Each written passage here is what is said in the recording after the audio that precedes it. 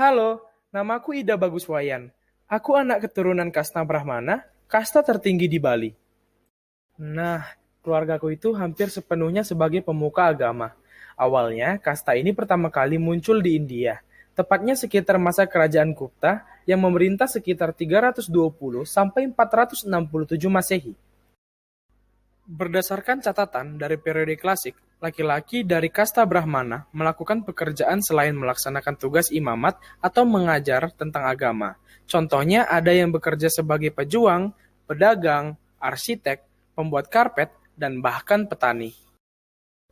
Nah, kata ayahku, ada beberapa pekerjaan yang bisa menghalangi seseorang Brahmana untuk melakukan tugas-tugas pendeta.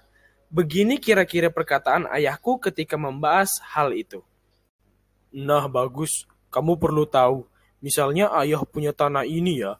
Nah, ayah menjaga dan mengolah tanah itu sendiri atau anggapannya sebagai petani.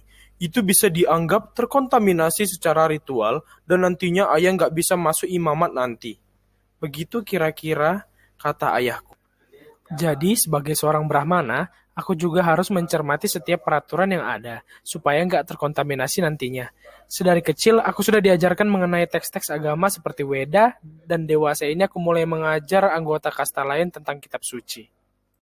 Tidak cuma ayahku yang mengajariku, ibuku juga memberikan beberapa pelajaran dan nasihat terkait kehidupan seorang Brahmana.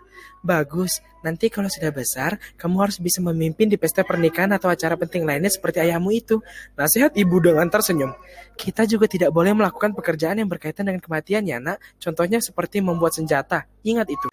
Lanjut ibuku waktu itu.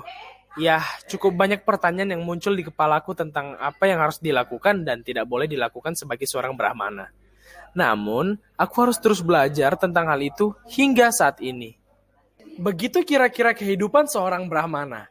Tentu cukup menantang ya.